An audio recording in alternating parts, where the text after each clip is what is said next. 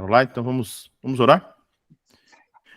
Senhor, muito obrigado por esta noite, nós te damos graças por tudo, graças pelas tuas misericórdias, pelo teu favor, pela tua bondade. Obrigado por estarmos aqui, Senhor, entre irmãos. Obrigado pela amizade, obrigado pela comunhão, Senhor. Te damos graças pela vida do Felipe, do Christian, do pastor Tiago, Senhor. Tu sabes porque ele não pode estar aqui.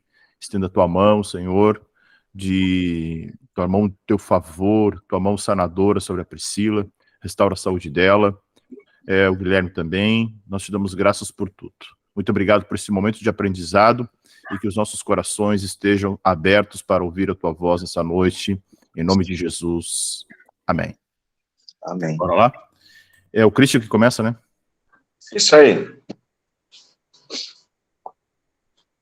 Então, hoje estamos no capítulo 6. Vamos, nesse capítulo, falar da Trindade. Ali na primeira página, página 149. Como Deus pode ser três pessoas, porém ser um só Deus? Isso aqui eu vou ler aqui. Nos capítulos anteriores, estudamos muitos atributos de Deus. Mas, se entendêssemos somente esses atributos, de forma alguma, entenderíamos Deus, porque não teríamos a compreensão de que Ele, em seu próprio ser, sempre existiu como mais de uma pessoa. Na verdade, Deus subsiste em três pessoas, porém é um só Deus. A doutrina da Trindade é uma das mais importantes da fé cristã. O estudo dos ensinos da Bíblia sobre a Trindade nos lança forte luz sobre uma questão que está no centro de toda a nossa busca a Deus. Como Deus é em si mesmo? Neste capítulo, aprendemos que, na intimidade, no seu próprio ser, Deus existe nas pessoas do Pai, do Filho e do Espírito Santo. E ali, número 1, explicação e base bíblica. Na verdade, é a letra I ali, né? 1, só tem essa. Podemos definir a doutrina da Trindade da seguinte forma. Deus existe eternamente como três pessoas, Pai, Filho e Espírito Santo, e cada uma delas é plenamente Deus, e existe só um Deus. Então, pelo que a gente vê aqui, né?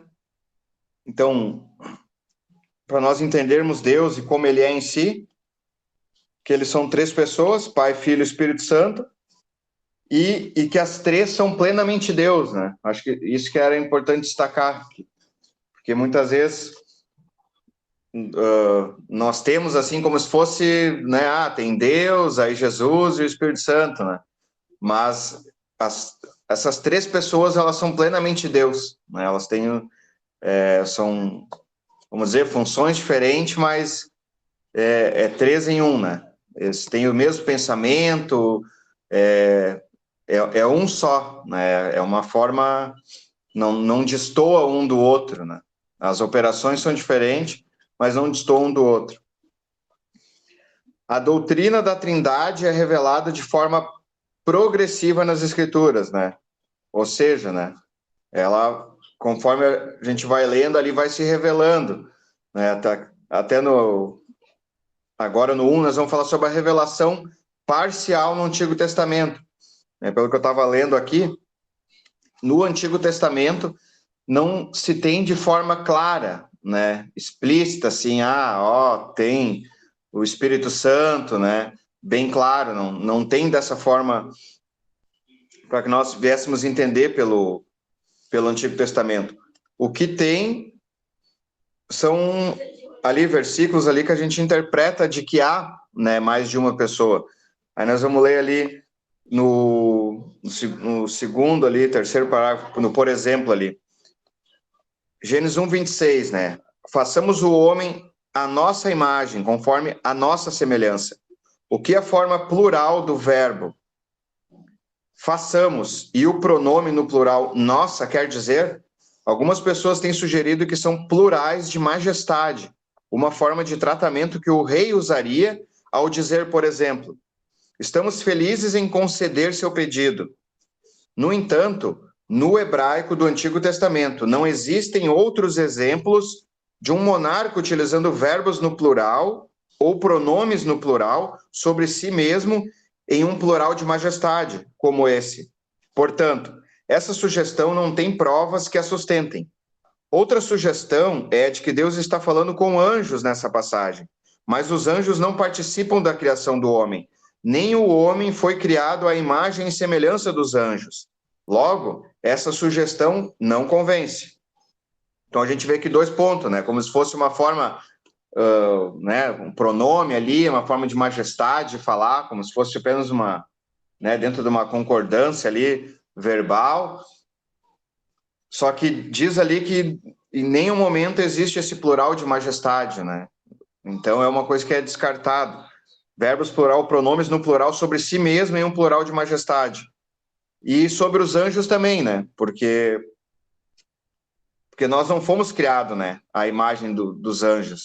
Então já descarta que poderia ser os anjos lá no céu, né? Porque na criação do homem. Porque os anjos não são né, a mesma imagem que a nossa, né? São diferentes. Então, não há indicação do número de pessoas e não temos nada que aborde uma doutrina completa da Trindade, mas está subentendido que se trata de mais de uma pessoa. Gênesis 3:22. Agora o homem se tornou como um de nós, conhecendo o bem e o mal. Então, aqui tem outro versículo que fala, né? Então, agora o homem se tornou um de nós, né? Então, ou seja, então tem mais de uma pessoa ali. Ele se tornou um né, de nós deuses, vamos dar um exemplo assim, né? Então, ele se tornou um de nós. E no Gênesis 11:7, venham, desçamos e confundamos a língua que falam, que é outro exemplo também na Torre de Babel. Também dizendo, venham, desçamos, né? Ou seja, então é mais de um operando ali, não é só um único Deus, eu vou descer, né? Eu vou fazer, então ali também dá a entender. Isaías 6:8, quem enviarei, quem irá por nós? Né? Então já tem mais outra. Tudo isso que eu estou falando aqui agora é sobre a revelação parcial do Antigo Testamento, né? Então, quem enviarei, quem irá por nós? Então, de novo, um nós. Observe a combinação de singular e plural na mesma frase dessa última passagem. Então, a gente vê nessa última que tem tanto o singular quanto o plural, né? Tem o próprio dizendo a quem eu enviarei, né? Ele chamando para ele, quem há de ir por nós? Então, aparece os dois. E aí depois a gente vê ali em Salmos também, que existem passagens, né, que é chamado de Deus e Senhor, mas que não é o próprio Deus, mas que seria como se fosse um outro Deus. Vou ler aqui o versículo, a gente vai entender. Salmo 45, 6, 7. O teu trono, ó Deus, subsiste para todo sempre. Amas a justiça e odeias a iniquidade. Por isso Deus, o teu Deus, escolheu-te dentre os teus companheiros, ungindo-te com óleo de alegria, né? Então já vê que também tem mais de uma pessoa, né? Então, digamos, acredito que aqui se refere a Jesus, né? Então, nessa passagem, o Salmo não se limita a descrever simplesmente o que seria verdadeiro sobre um rei terreno, né? Ele chama o rei de Deus. E, ainda falando com a pessoa chamada de Deus, o autor diz que Deus, o teu Deus, escolheu-te dentre os teus companheiros. Portanto, 2 pessoas distintas são chamadas de Deus. Aí tem ali hebraico Elohim, né? Então é usado esse mesmo Elohim para os dois. No Novo Testamento, o autor de Hebreus cita essa passagem e a aplica a Cristo, né? A gente falou agora, o teu trono, ó Deus, subsiste para todo sempre. Então nós vemos ali Elohim sendo chamado para os dois, né? E Salmo 110:1, ali Davi diz, o Senhor disse ao meu Senhor, senta-te à minha direita, até que eu faça dos teus inimigos um estrado para os teus pés. Então, mais uma aqui, né, referindo sobre mais um Deus.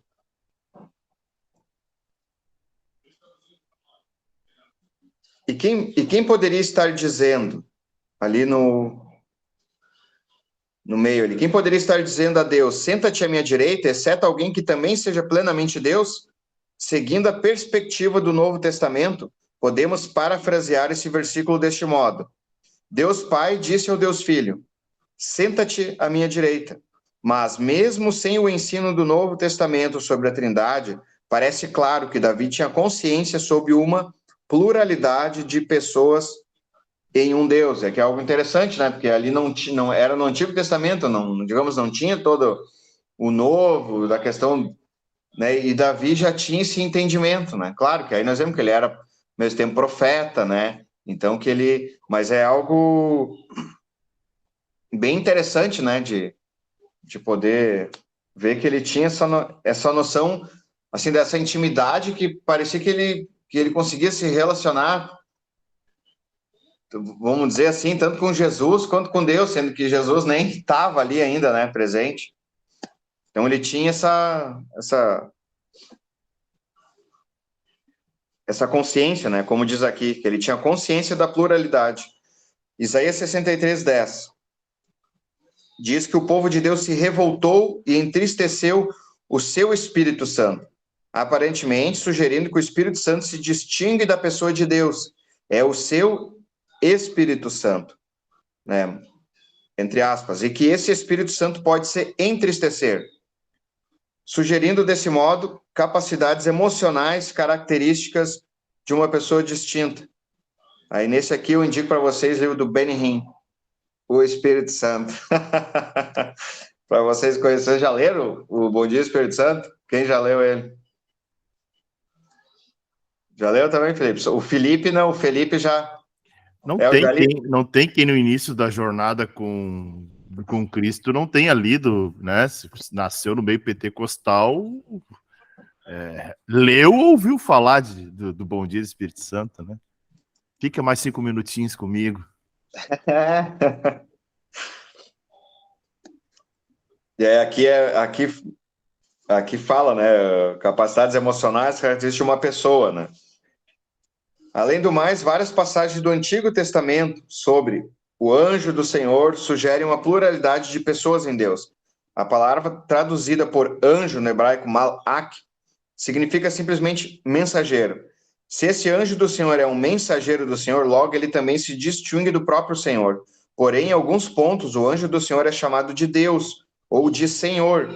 Então a gente vê que em alguns lugares é usada aquela palavra ali, né, malak, que é o anjo, né, o anjo mesmo, que é o mensageiro. Só que em outros momentos é usada a mesma palavra que é para Deus e Senhor, como se fosse um mensageiro, né? Então é como se, né, lendo ali vamos dizer, o Espírito do próprio Deus, ou o Espírito Santo, ele já estava agindo ali, só que, né, de uma forma não tão clara, né? Não se tinha o entendimento. Pode falar, Felipe. Acrescento mais, né? Não se tem esse entendimento, né? Ainda não se tem, né? A gente tem falado aqui nas últimas semanas sobre essa confusão, né? Que nós mesmos fazemos, às vezes, a respeito das três pessoas, né? Digamos, da função de cada um ou da adoração que cada um precisa receber, né? Acho que isso é uma característica de uma igreja madura, né? Quem conseguir traduzir isso de uma forma que a igreja entenda e separe as coisas, mesmo sendo um só, né? Que a igreja consiga distinguir isso até do ponto de vista, digamos assim, a gente bate muito na questão de uma adoração sadia, né? E genuína, né? Até para que a gente não seja pego no engano, né? De daqui a pouco tá adotando uma postura até herética, né, em relação a uma das pessoas, sem ter essa noção, né, mesmo sem ter essa noção. Verdade. Até hoje ainda a gente, né, vamos dizer, não se tem essa clareza, né? Vamos dizer, pega a maior... Eu acredito que a maioria dos cristãos que tem, pelo menos no Brasil, assim, não tem esse entendimento, né?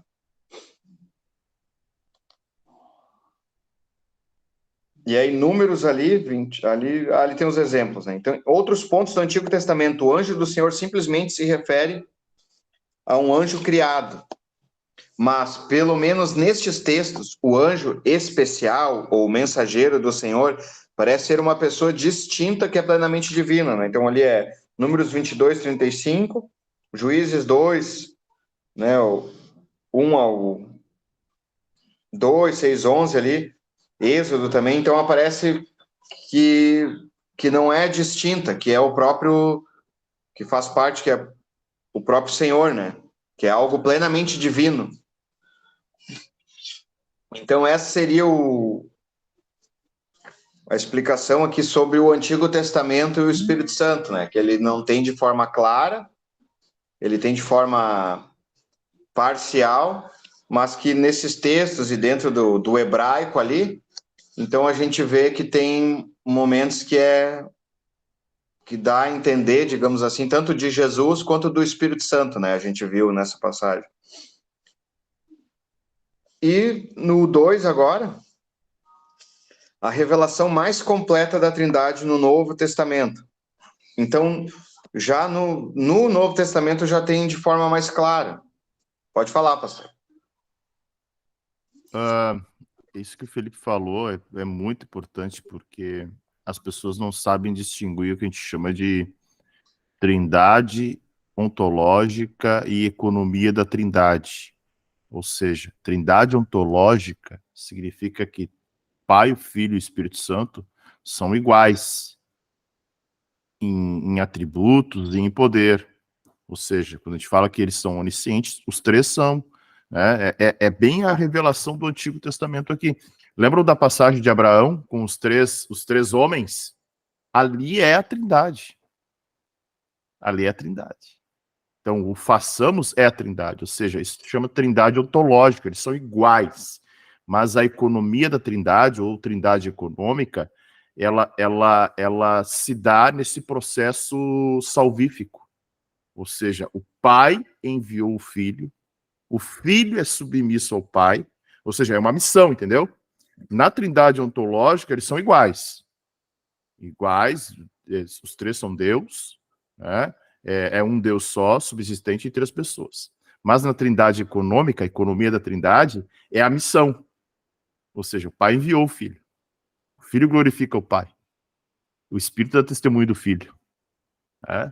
Então, isso é um ponto, assim, claro, quando as pessoas entendem isso, né, aí a situação acho que a gente vai chegar lá. Pode falar, filho.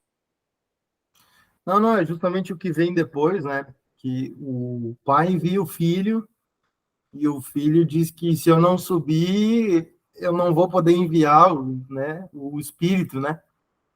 É justamente isso, né? Tem até uma espécie de hierarquia, se é que a gente pode chamar assim, né? Uma distribuição das tarefas, né? Como o Criador, o Redentor e aquele que testemunha, né? Como se eu não estou enganado, é a Santíssima Trindade que a Igreja Católica explicita no seu credo lá, que está definindo, até anotei ali, está definindo o testificador, o Criador e o Redentor, tá? Nessas três pessoas.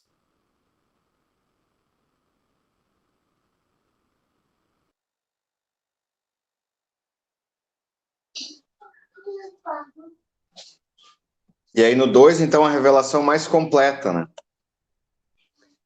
E aí aqui, dentro dos exemplos, né? Um deles é quando Jesus foi batizado, no segundo parágrafo ali, diz que os céus se abriram, né? E ele viu o Espírito de Deus descendo como pomba e pousando sobre ele.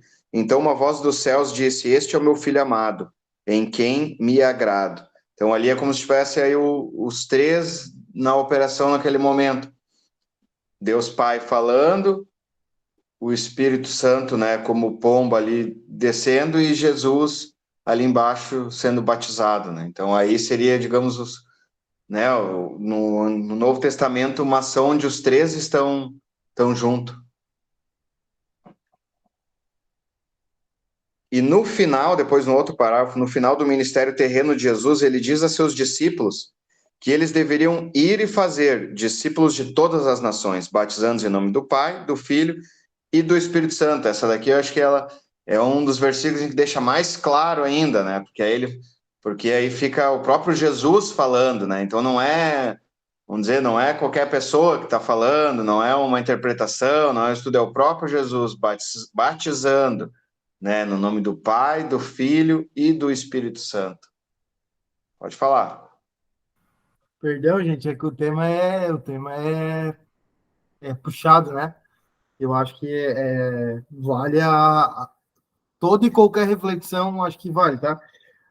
Eu tenho não é uma dúvida, mas tipo analisando assim, a gente vê no Velho Testamento muito falar no Espírito de Deus, né?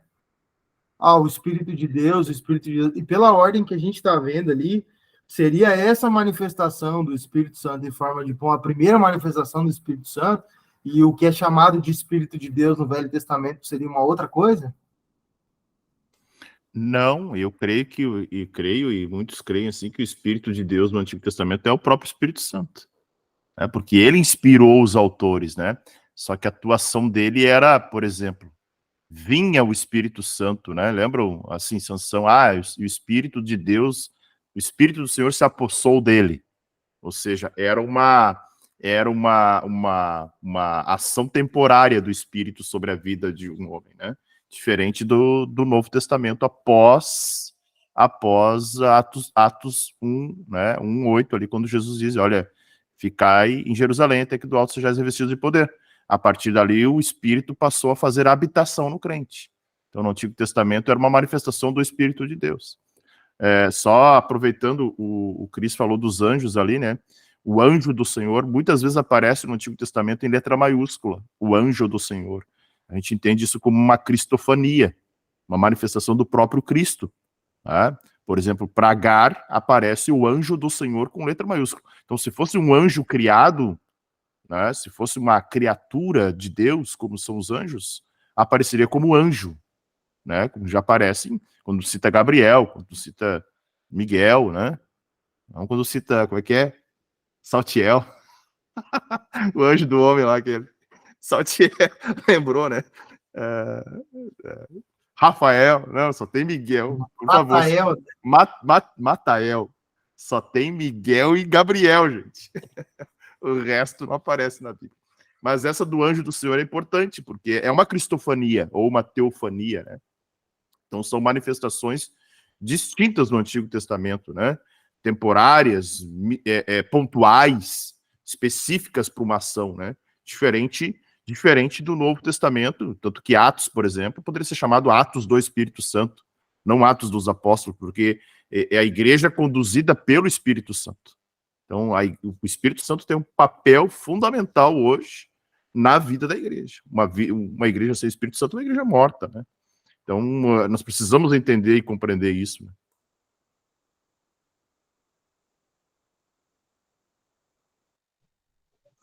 Não, e dentro disso, falando do Espírito, como ele atuava de forma mais isolada no Antigo, até tem a profecia, né? Que depois ela é citada no Novo Testamento, né? Que aí derramarei do meu Espírito e tal, né? Sobre toda a carne. Então, né, o próprio Pedro, depois quando ele prega, né?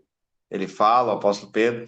Então, se vê, né? Que na própria Bíblia tem essa menção, que aí no Novo Testamento aí seria sobre todo aquele que busca, né? Então é um acesso a qualquer um.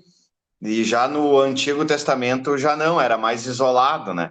Aí que até a gente entra naquela conversa, né, da graça e da lei, né? Porque a graça tem o Espírito Santo junto, né? E a lei era só de forma isolada, né? Vou dar exemplo, que nem Davi, ou quando desceu sobre Saul, ou Sansão.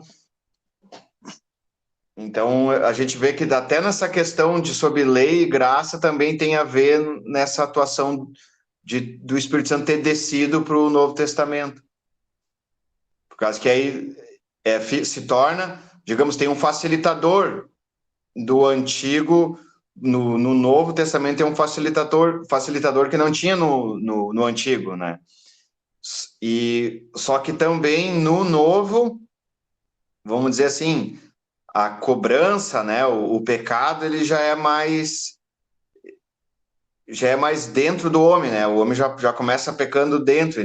E no Antigo, muitas vezes teria que ser consumado, né? Porque aí teria que, digamos, a lei, ela era mais prática, assim. E já Jesus, ele já vem e já diz, não, né? No teu coração tu já pecou, no teu olhar tu já pecou. Então, ao mesmo tempo, tem a facilidade de ter o Espírito Santo, mas ao mesmo tempo também quem mais é dado, mais é cobrado, né?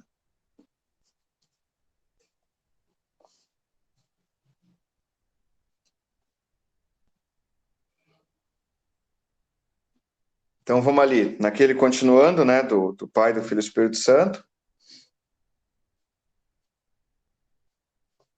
Quando percebemos, lá no penúltimo parágrafo da 152, quando percebemos que os escritores do Novo Testamento geralmente usam o nome de Deus, Theos, para se referir a Deus Pai, e o nome Senhor, do grego, né, os dois são do grego ali, Kyrios, para se referir a Deus Filho, então fica claro que existe uma expressão trinitária em 1 Coríntios 12, 4, 6. Há diferentes tipos de dons, mas o Espírito é o mesmo. Há diferentes tipos de ministérios, mas o Senhor é o mesmo. Há diferentes formas de atuação, mas é o mesmo Deus quem efetua tudo em todos, né? Então a gente vê ali das três, né? Primeiro fala do Espírito, depois fala Senhor e depois fala Deus, né? A gente vai ver com detalhes, né, esse versículo, que às vezes é só um estudo mesmo para poder entender, né? Se a gente vai ler, às vezes fica despercebido, né? Só que no grego ali explica que é dado os nomes diferentes, então como se fosse trinitário mesmo. De modo semelhante, o último versículo de 2 Coríntios é trinitário em sua expressão.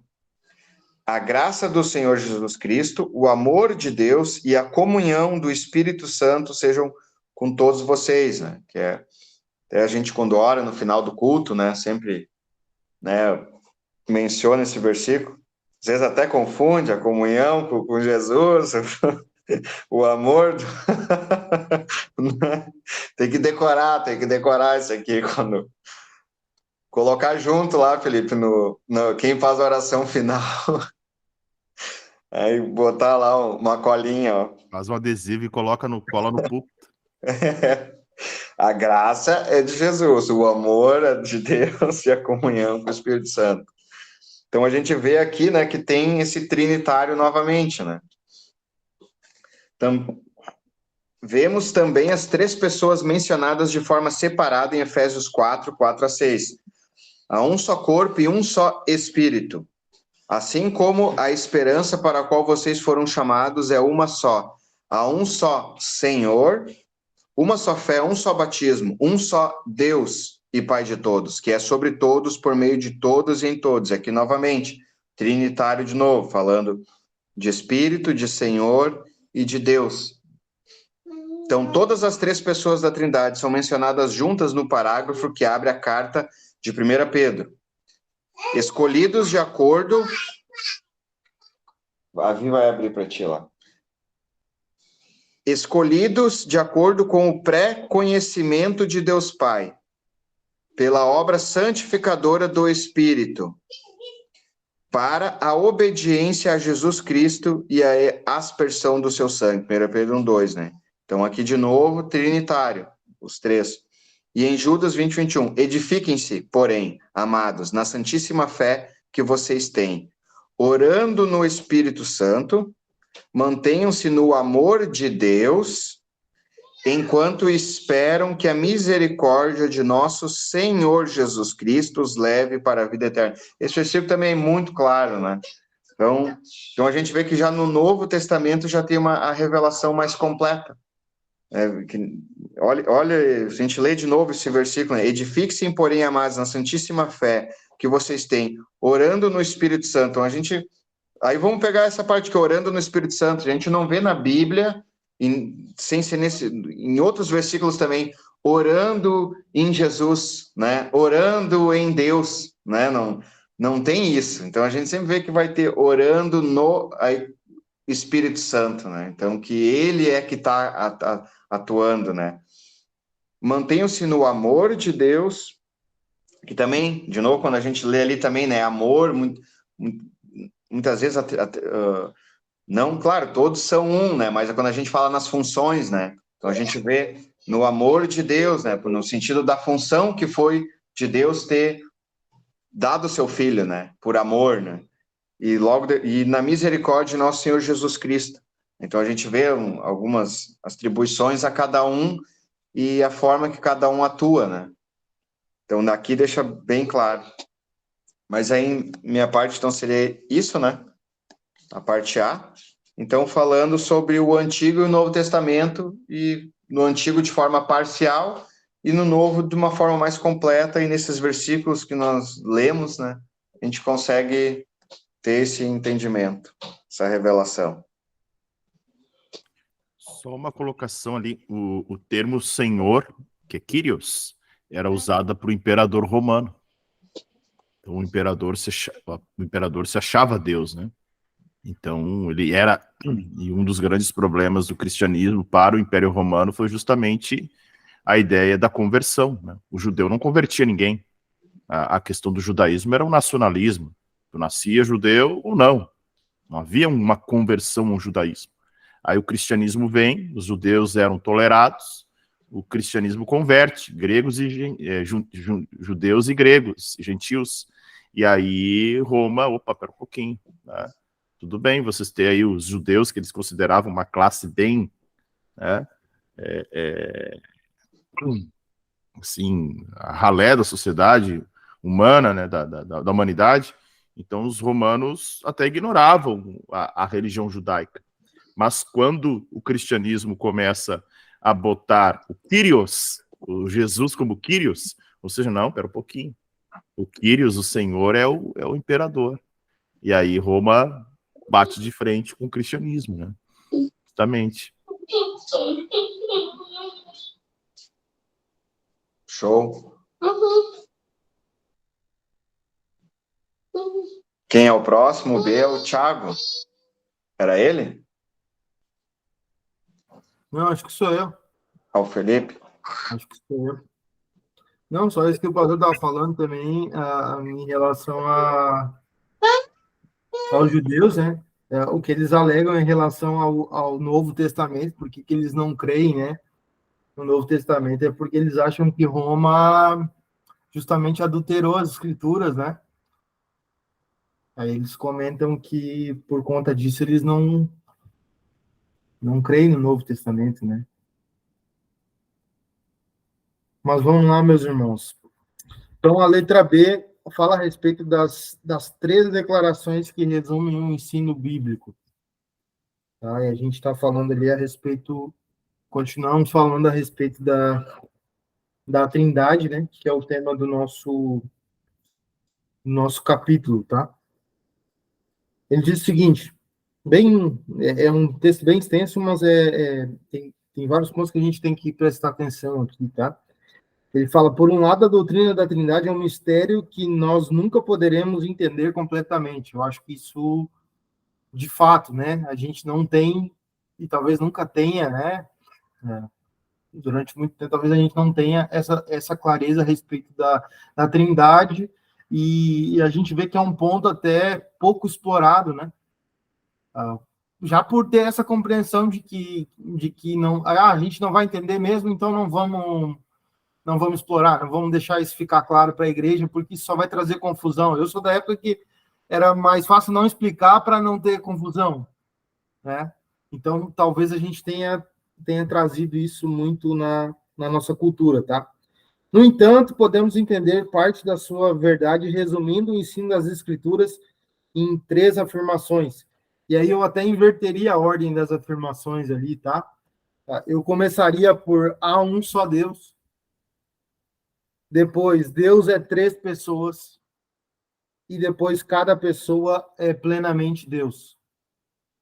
Acho que, né, não vou discutir com o autor, mas talvez seria uma ordem mais clara e determinante ali. Então, tem um só Deus. Esse Deus é 3 pessoas. e cada pessoa é plenamente Deus. Então, partindo da premissa de que também esse tema ele se torna acessível a nós, né? É algo que Deus comunica a nós de uma forma que a gente entenda, né? Como a gente disse antes, talvez seja muito mais complexo do que isso, mas a forma como Deus inspira a Bíblia para que chegue a nós é a forma como a gente tem de entender a Trindade, né? E pelo menos a gente ficar tranquilo em relação a isso, que a gente tem um mínimo de conhecimento a respeito disso, para justamente não cometer nenhum deslize, tá? E ele fala, a sessão seguinte, então, vai explicar essas afirmações com mais detalhes. O ponto 1 é Deus é 3 pessoas. O fato de que Deus é 3 pessoas significa que o Pai não é o Filho, eles são pessoas distintas, significa que o Pai não é o Espírito Santo, novamente são pessoas distintas, além de indicar que o Filho não é o Espírito Santo.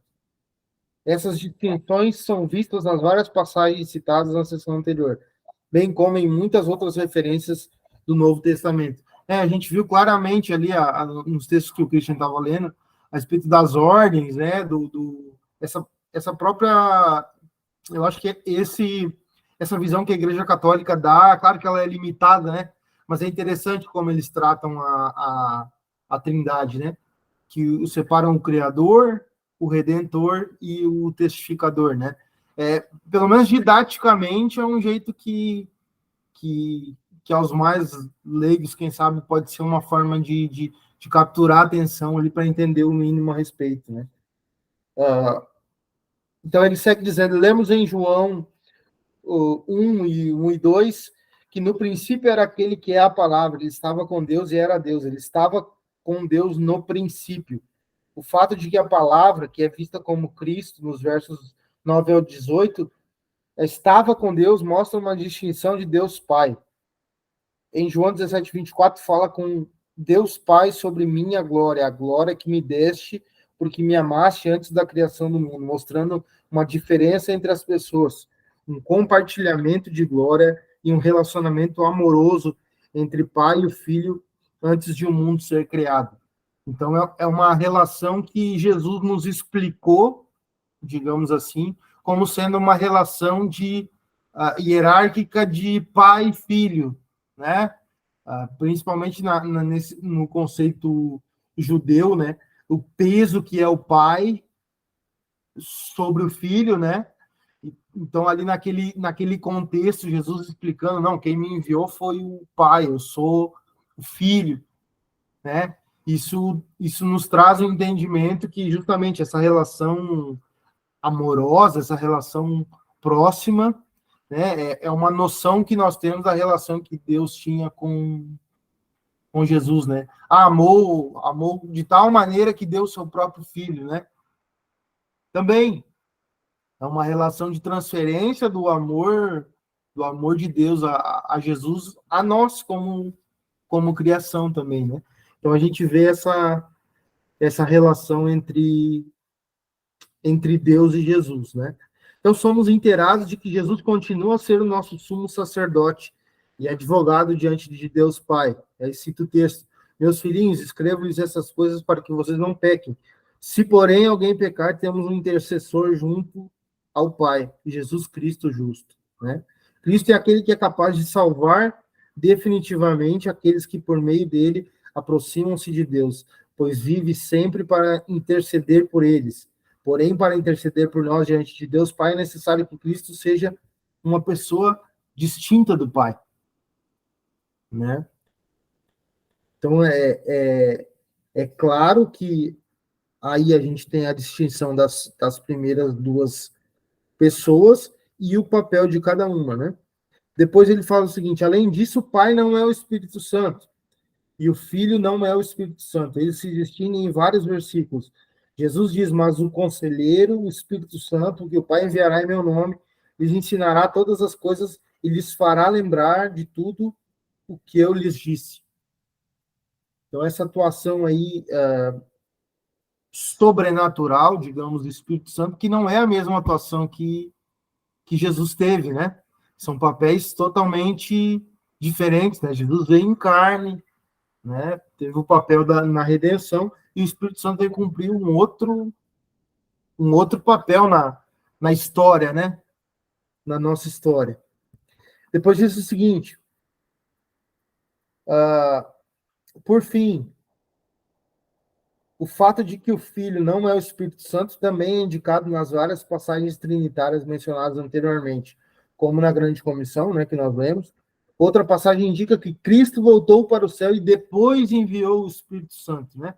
O que nós falamos antes, o Pai enviou o Filho e o Filho enviou o Espírito Santo para a igreja, quando Jesus disse: "Mas eu lhes afirmo que é para o bem de vocês que eu vou. Se eu não for, o conselheiro não virá para vocês. Mas se eu for, eu o enviarei." Está lá em João 16:7. Algumas pessoas têm questionado, então, se o Espírito Santo é de fato uma pessoa distinta, em vez de ser somente um poder ou uma força de Deus atuante no mundo. Mas as provas do Novo Testamento são bem claras e fortes. Eu acho que isso também se deve a essa questão da relação, né? É fácil para nós entender uma relação de pai e filho, né? Mas a gente não tem claro o posicionamento do Espírito Santo, digamos assim, na família, né? Ah, ele é o irmão mais novo, né? Ele é o irmão mais velho, ele na compreensão para que a gente, de forma humana, consiga entender o posicionamento dele não é tão claro para nós, né? E por isso talvez a gente faça um pouco de confusão a respeito disso, né? Aí o próximo texto diz o seguinte: em primeiro lugar, o que a gente leu ali, algumas pessoas têm questionado o Espírito Santo, né? Em primeiro lugar, há vários versículos já mencionados nos quais o Espírito Santo é inserido em um relacionamento coordenado com o Pai e o Filho. Aí cita os textos ali. Já que o Pai e o Filho são duas pessoas, a expressão coordenada dá fortes indícios de que o Espírito Santo também é uma pessoa.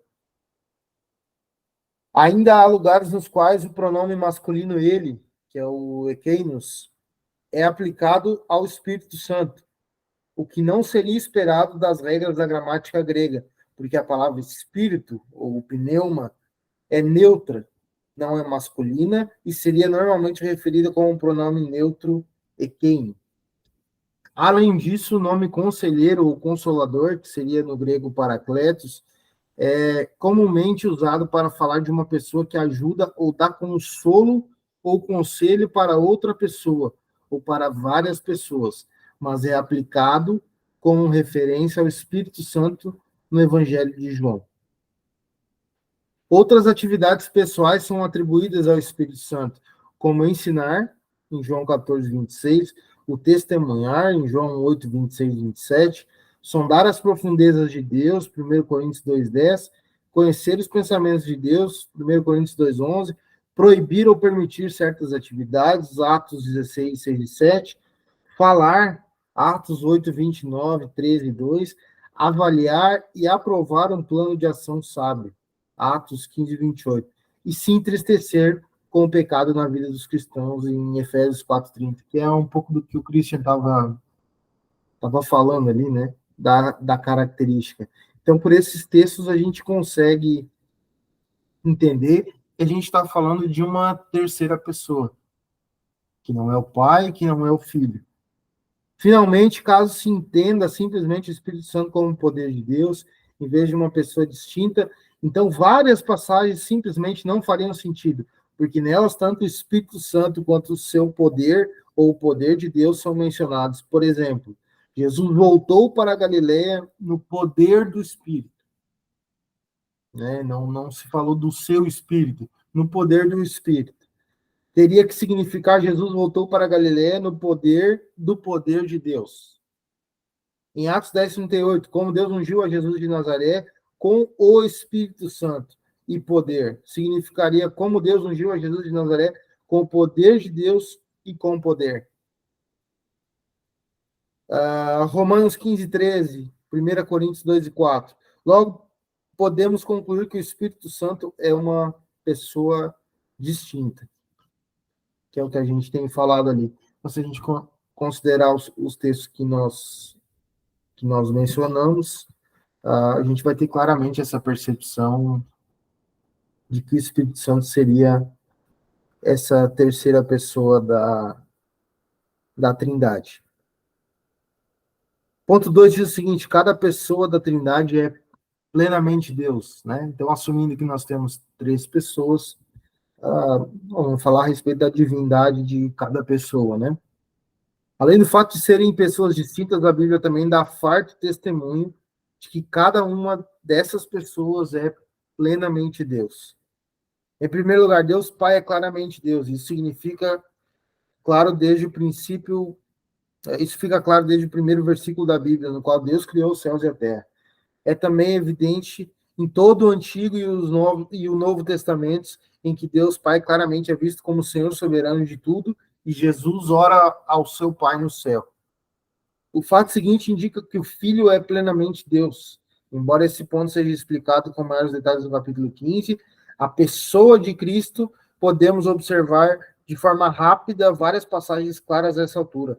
Temos em João 1, do 1 ao 4, a afirmação clara da divindade plena de Cristo. No princípio era aquele que é a palavra. Ele estava com Deus e era Deus. Ele estava com Deus no princípio. Todas as coisas foram feitas por intermédio dele. Sem ele, nada do que existe teria sido feito. Nele estava a vida, e esta era a luz dos homens. Depois, essa passagem se refere a Cristo como a palavra, né? Como o verbo, né? E João diz que ele estava com Deus e que ele era Deus, né? Claramente demonstrando a divindade de Jesus. A palavra grega espelha as primeiras palavras de Gênesis, no princípio, e nos recorda que João está falando sobre algo verdadeiro antes da criação do mundo. Deus Filho sempre foi plenamente Deus. A tradução a palavra era Deus foi questionada pelas testemunhas de Jeová, que traduzem a palavra era um Deus, dando a entender que a palavra era simplesmente um ser celestial, sem plenitude divina. Eles justificam essa tradução ressaltando o fato de que o artigo definido,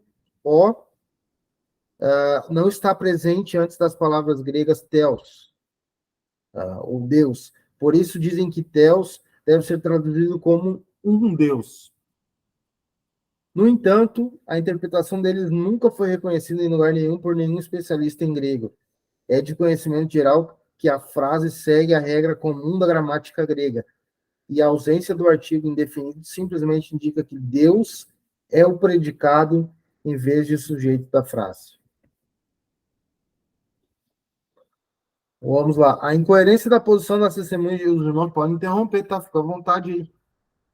A incoerência da posição dos testemunhos de Jeová ainda pode ser percebida pelo modo como traduzem o restante do capítulo. Por várias outras razões gramaticais, a palavra theos também não representa o artigo indefinido em outras partes desse capítulo, como no versículo 6, surgiu um homem enviado por Deus, ou no 12, direito de se tornarem filhos de Deus. E no versículo 18, ninguém jamais viu a Deus. Se as testemunhas de Jeová seguissem seu argumento sobre a ausência do artigo indefinido, teriam que traduzir tudo isso com a expressão um Deus, mas traduzem Deus em todos esses casos. Portanto, no contexto de João 20, 28, também é a prova forte em favor da divindade de Cristo. Tomé tinha duvidado dos relatos dos outros discípulos que tinham visto Jesus ressuscitado. Ele disse que não acreditaria se não visse as marcas dos cravos nas mãos de Jesus, nem colocassem a mão do seu lado ferido. Posteriormente, Jesus apareceu diante dos discípulos e na presença de Tomé, Jesus lhe disse, coloque o seu dedo aqui, veja as minhas mãos, estenda a mão e coloque no meu lado. Pare de duvidar e creia. Lemos sobre a reação de Tomé, e disse-lhe Tomé Jesus, Senhor meu e Deus meu. Então ele chama Jesus nessa passagem de Deus meu. Os versículos seguintes mostram que tanto João, ao escrever seu evangelho, quanto o próprio Jesus aprovaram o que Jesus disse, e incentivavam a todos os que ouvem a falar sobre Tomé a acreditarem nas mesmas coisas que ele acreditou. E aí ele fala que está em outras passagens que falam sobre a divindade plena de Jesus no primeiro capítulo de Hebreus, no qual o autor diz que Cristo é a expressão exata, ou a testemunha fiel, né, também que se fala, da natureza ou do ser, a hipóstasis de Deus. Essa afirmação indica que o Deus Filho reproduz o ser ou a natureza do Deus Pai em todos os aspectos, sejam quais forem os atributos ou o poder que o Pai tem, o Filho também os tem. O autor chega a se referir ao Filho como Deus no versículo 8, mas a respeito do Filho, o teu trono, ó Deus, subsiste para todo sempre. E ele atribui a criação dos céus a Cristo quando fala a respeito dele. No princípio, Senhor, firmaste os fundamentos da terra, e os céus são obras das tuas mãos. Então, Hebreus 1:10, citando o Salmo 102:25. Aí ele segue dizendo, muitas outras passagens serão estudadas mais adiante no capítulo 15, mas essas devem ser suficientes para demonstrar o que o Novo Testamento se refere claramente a Cristo como plenamente Deus.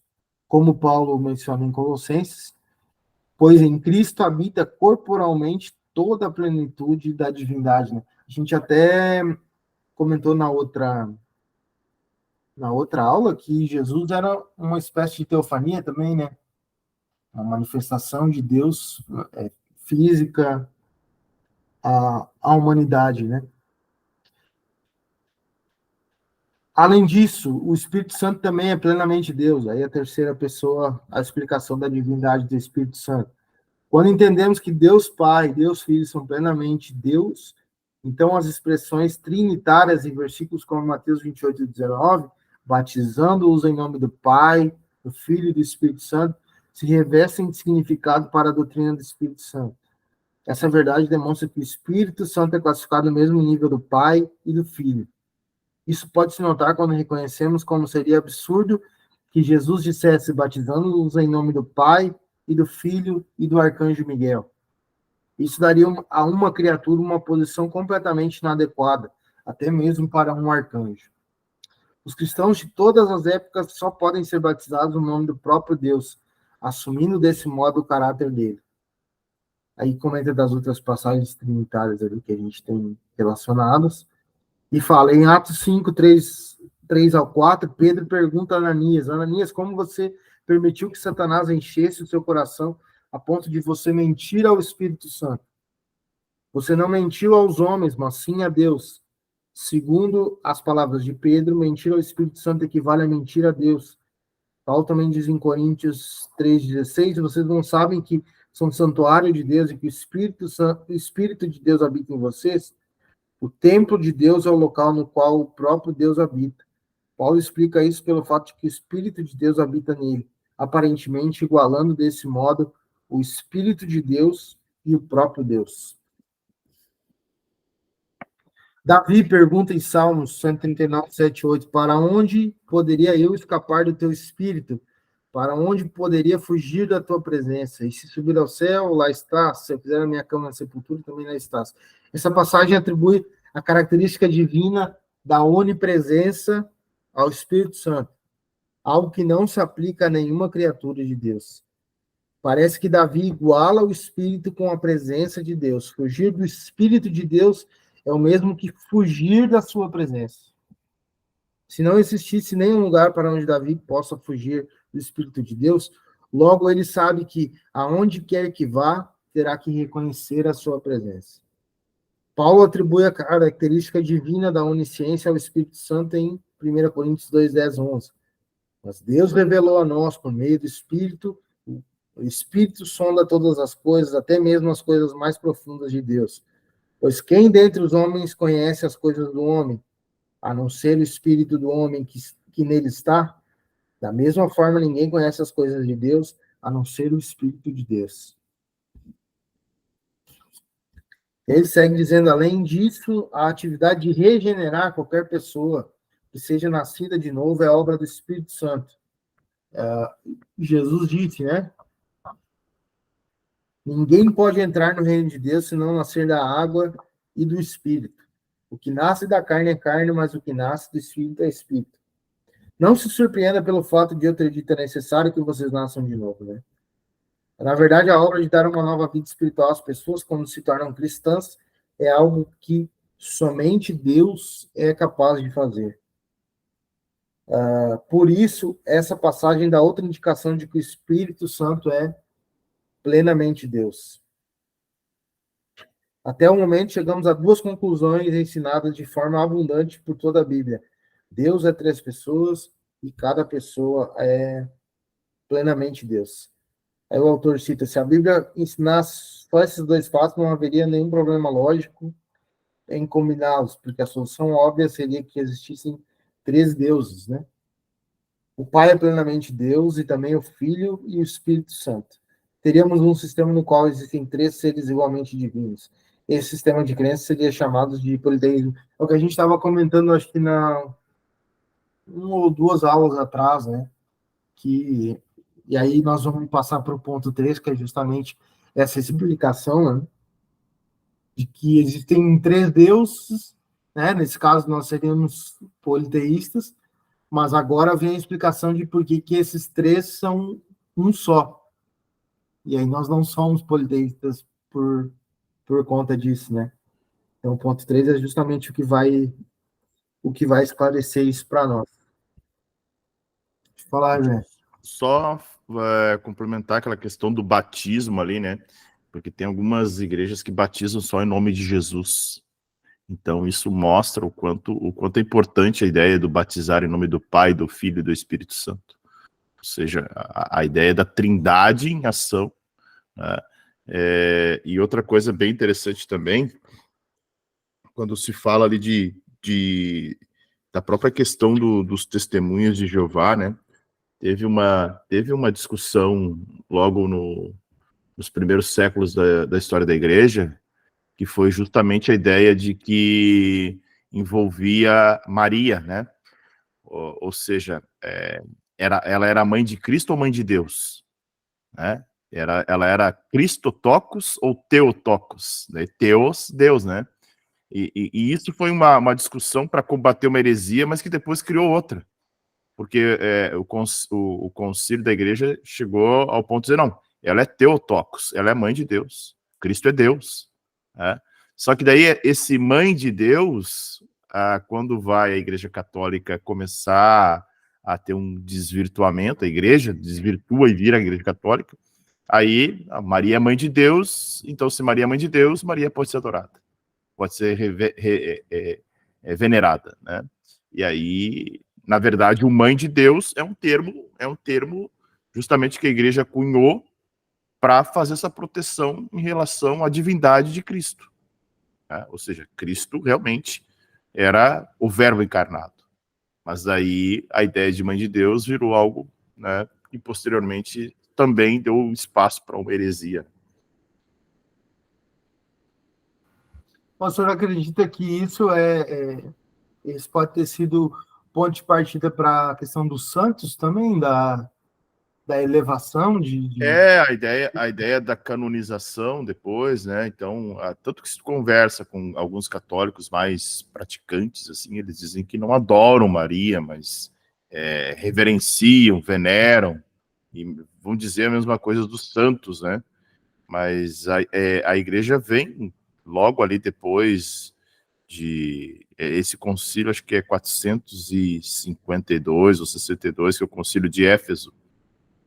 A partir dali é um monte de... Daí vem a oração pelos mortos, é uma sucessão, assim, a cada 20, 30 anos, 40 anos, uma heresia muito forte surgindo, assim, até culminar na reforma, né, que daí era algo que realmente insustentável.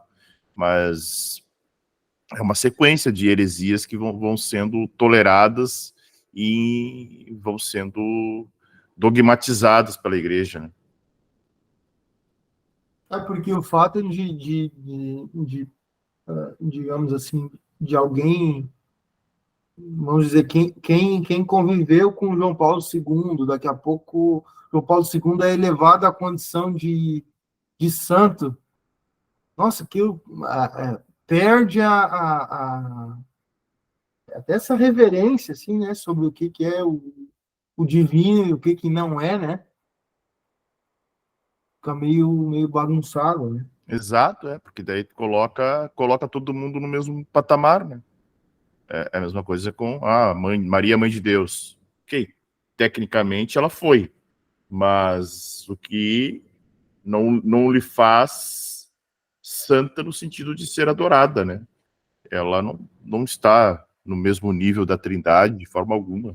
Uma mulher agraciada, assim como qualquer outra pessoa que tenha sido um cristão devoto, não pode ser colocado a nível de orar, né? É uma teologia muito fraca, se tu for olhar, né? Se a gente for olhar, porque, poxa, usam a Bíblia, mas orar para um santo, pedir para um santo, se o próprio Cristo é esse caminho, então eu acho que há outros interesses, né? Outro fomentar por trás de toda essa teologia que a Igreja Católica acaba, de certa forma, tendo de forma fragilizada, né? Justo. Bom, no item 3 fala a respeito disso que a gente estava dizendo, de um só Deus, tá? Como que a gente traduz isso, né? De uma forma que a gente entenda.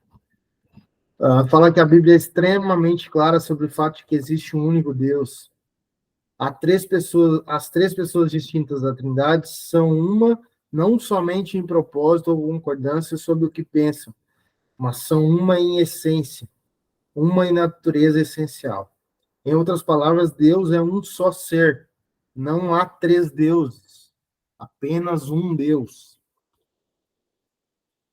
Uma das passagens mais conhecidas do Antigo Testamento é Deuteronômio 6, do 4 ao 5. Ouça, ó Israel, o Senhor, o nosso Deus, é o único Senhor. Ame ao Senhor, o seu Deus, de todo o seu coração, de toda a vossa alma e de todas as suas forças. Quando Deus fala, várias vezes deixa claro que é o único Deus verdadeiro. A ideia de que há três deuses a serem adorados em vez de um seria absurda à luz dessas afirmações extremamente fortes. Só Deus é o único Deus verdadeiro e não há ninguém como ele. Quando ele fala, só ele fala. Ele não está falando como um Deus entre três que devem ser adorados. Ele diz: Eu sou o Senhor e não há nenhum outro. Além de mim não há Deus.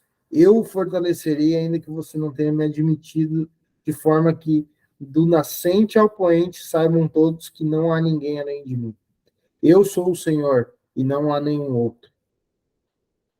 Daí o Novo Testamento também afirma que há um só Deus. Paulo escreve: pois há um só Deus e um só mediador entre Deus e os homens, o homem Cristo Jesus.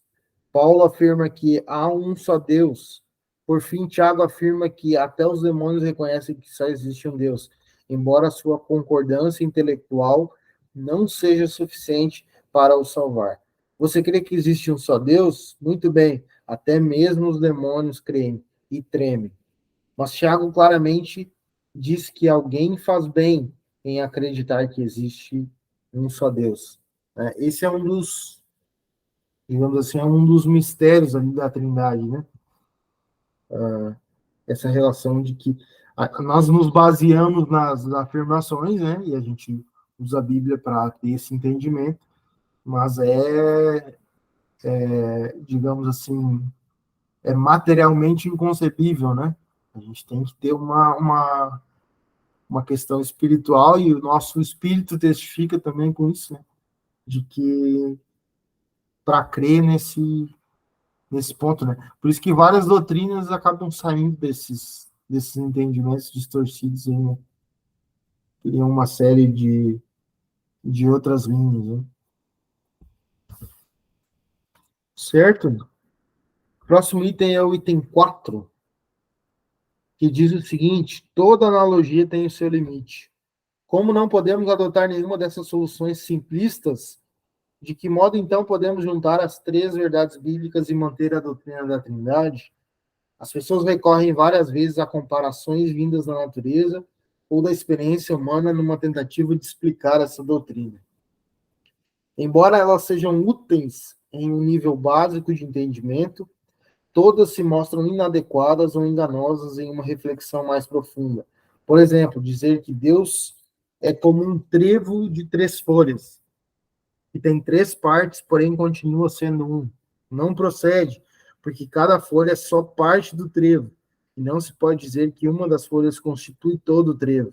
Na Trindade, nenhuma das pessoas se trata somente de uma parte de Deus. Cada pessoa é plenamente Deus.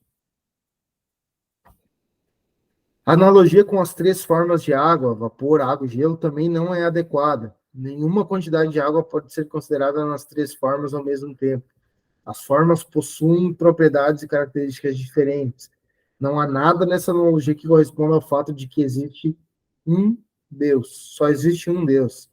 Não existe algo como uma água ou toda a água do universo. E a letra D, que falta o elemento da personalidade do inteligente. E nós temos outras analogias que procedem da experiência humana. Pode-se dizer que a Trindade é como um homem que é fazendeiro, prefeito da sua cidade e presbítero da sua igreja. Ele desempenha funções diferentes em momentos diferentes, mas é somente um homem. No entanto, essa analogia é bem fraca, porque só existe uma pessoa desempenhando essas 3 atividades. Portanto, a comparação não envolve a interação social entre os membros da Trindade. Na verdade, essa analogia simplesmente ensina a heresia chamada de modalismo, né, que estudamos mais adiante. Que analogia usaremos para ensinar a Trindade? Embora a Bíblia use muitas analogias com base na natureza e na vida para nos ensinar vários aspectos do caráter de Deus, Deus é como uma rocha fiel, como um pastor cuidadoso, etc. É interessante o fato de que nenhuma das passagens das Escrituras faz analogia a fim de ensinar a doutrina da Trindade. O mais perto que podemos chegar de uma analogia se encontra nos próprios títulos Pai e Filho, que falam claramente sobre pessoas distintas e sobre a intimidade que existe entre eles em uma família humana. Entretanto, em nível humano, obviamente, temos 2 seres humanos separados, não um ser que é composto de 3 pessoas distintas. É melhor concluir que nenhuma analogia ensina de modo adequado sobre a Trindade, e todas são enganosas em aspectos importantes. Então, aí eu acho que reside um pouco da dificuldade, né, de comunicar isso para uma comunidade, onde a gente vai ter pessoas de níveis cognitivos diferentes, né? Então, parece que é raso dizer, olha, a gente não tem como explicar, né? Mas é que quanto mais a gente aprofunda, mais a gente não tem condições de explicar, né?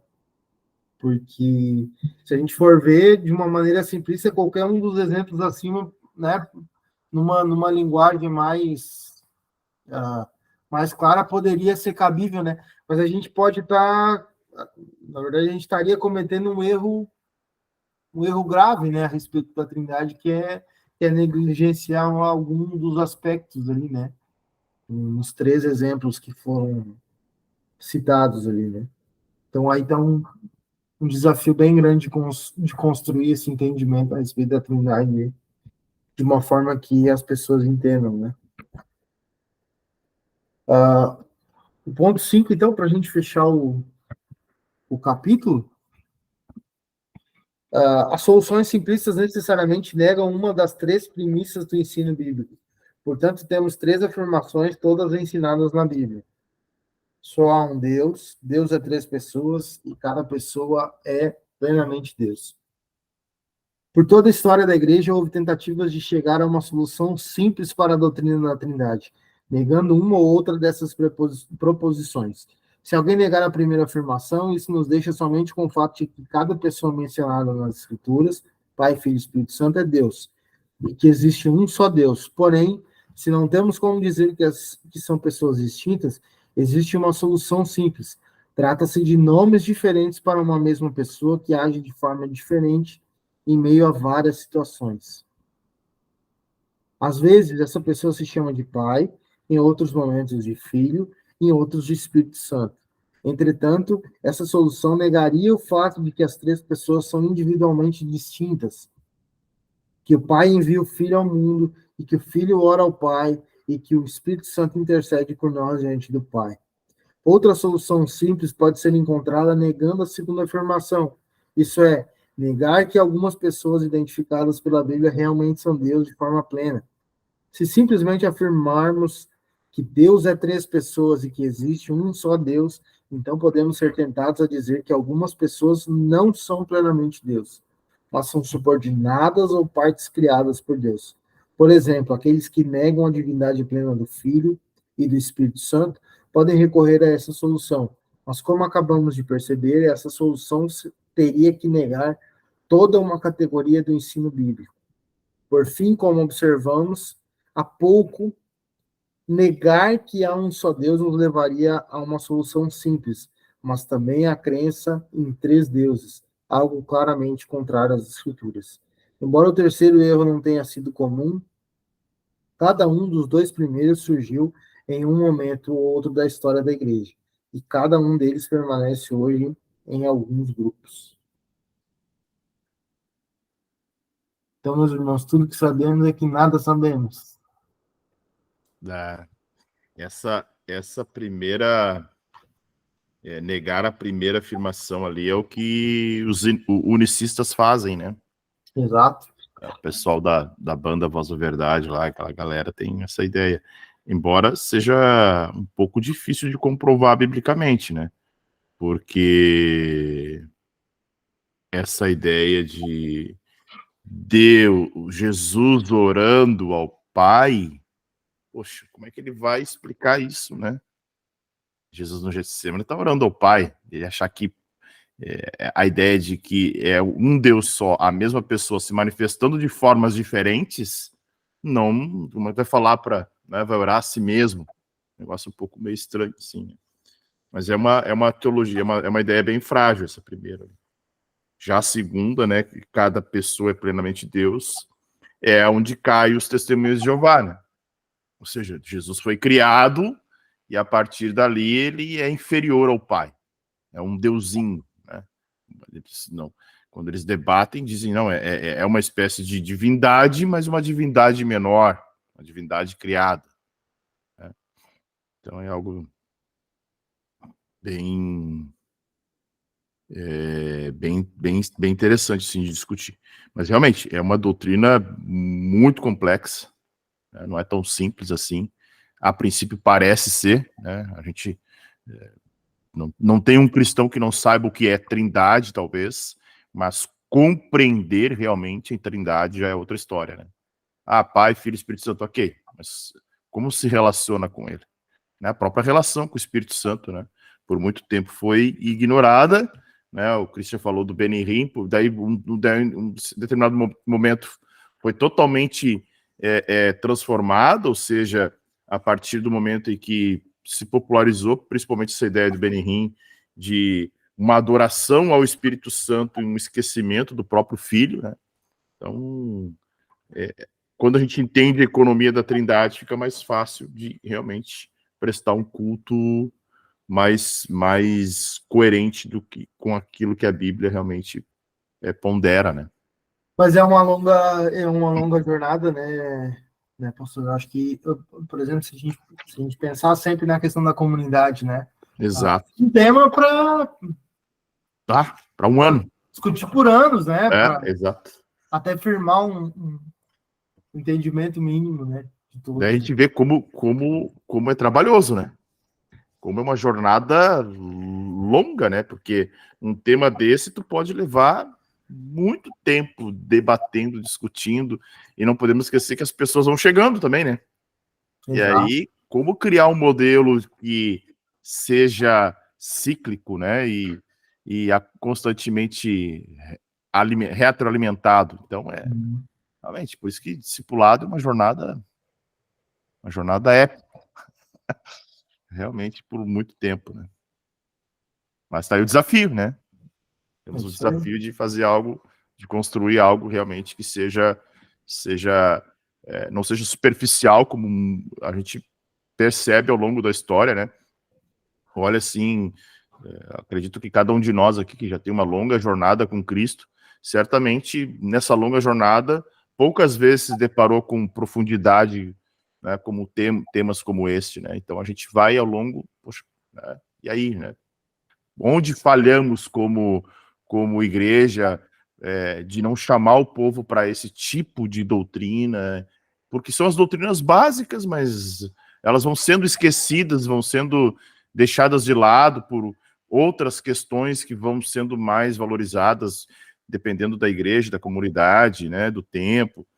Então isso igual, por exemplo, não que Cristo, não que o Senhor não faça milagres, né, mas quanto tempo a igreja